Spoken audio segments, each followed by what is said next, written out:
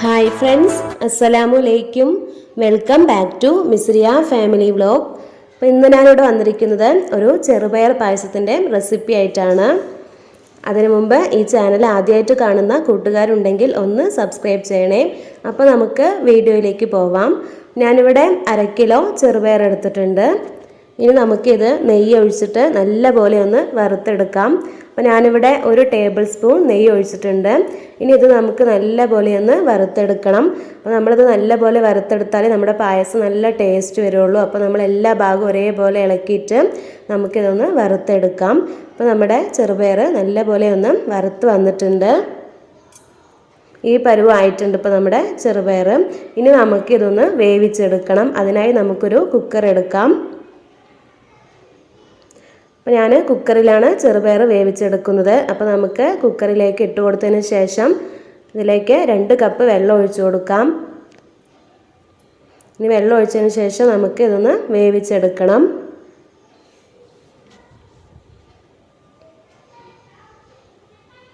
അപ്പോൾ നമുക്കിതൊന്ന് വേവിക്കാനായിട്ട് വെക്കാം.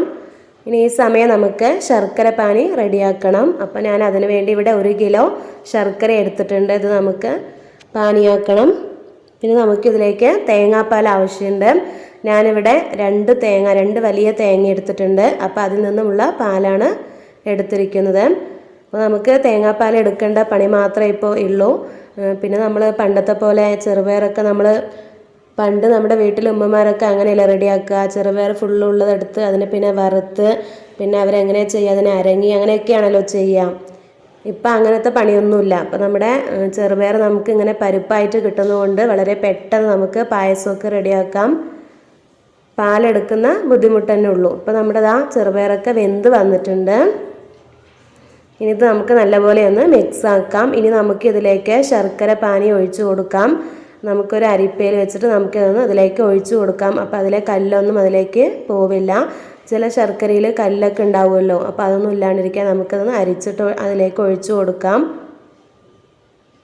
ഇനി ഇത് നല്ലപോലെ ഒന്ന് തിളച്ച് വരണം.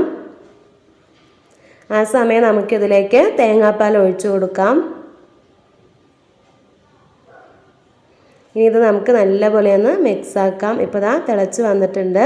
ഈ സമയം നമുക്ക് കുറച്ച് ഏലക്ക പൊടിച്ചത് ചേർത്ത് കൊടുക്കാം. ഇനി നമുക്ക് ലാസ്റ്റായിട്ട് കുറച്ച് പാലും കൂടെ ഒഴിച്ചു കൊടുക്കാം.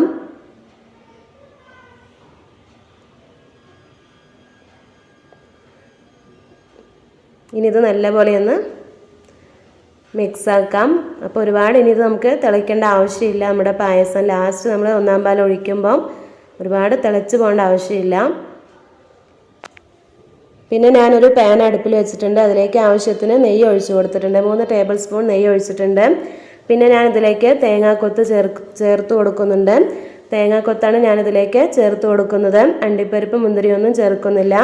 കാരണം എനിക്ക് ഈ പായസത്തിൽ തേങ്ങാക്കൊത്ത് കഴിക്കാനാണ് ഇഷ്ടം. അപ്പോൾ നിങ്ങൾക്ക് ഇഷ്ടമുണ്ടെങ്കിൽ അണ്ടിപ്പരിപ്പ് മുന്തിരിയൊക്കെ ചേർത്ത് കൊടുക്കാം. ഞാൻ അതൊന്നും ഇതിലേക്ക് ചേർത്ത് കൊടുക്കുന്നില്ല. അപ്പോൾ നമുക്ക് ഈ തേങ്ങാക്കൊത്ത് പായസം കടിക്കുമ്പോൾ നല്ല ടേസ്റ്റ് ആയിരിക്കും. ഇനി നമുക്കിത് നമ്മുടെ പായസത്തിലേക്ക് ചേർത്ത് കൊടുക്കാം. അപ്പോൾ നമ്മുടെ പായസം റെഡി ആയിട്ടുണ്ട്. അപ്പോൾ നല്ല ടേസ്റ്റാണ്. വളരെ പെട്ടെന്ന് നമുക്ക് റെഡിയാക്കി എടുക്കാം.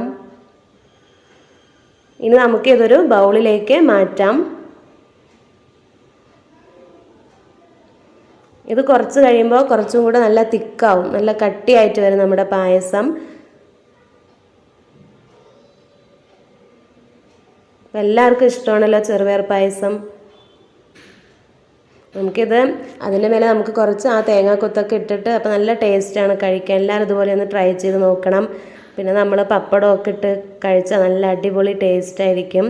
നിങ്ങൾക്ക് എല്ലാവർക്കും ഈ വീഡിയോ ഇഷ്ടമായാൽ ലൈക്ക് ചെയ്യാനും ഷെയർ ചെയ്യാനും കമൻറ്റ് ചെയ്യാനും മറക്കരുത്. പിന്നെ ആദ്യമായിട്ട് കാണുന്ന കൂട്ടുകാരുണ്ടെങ്കിൽ ഒന്ന് സബ്സ്ക്രൈബ് ചെയ്യണേ. വീണ്ടും പുതിയ വീഡിയോസായിട്ട് വരുന്നതായിരിക്കും. Bye friends, thank you.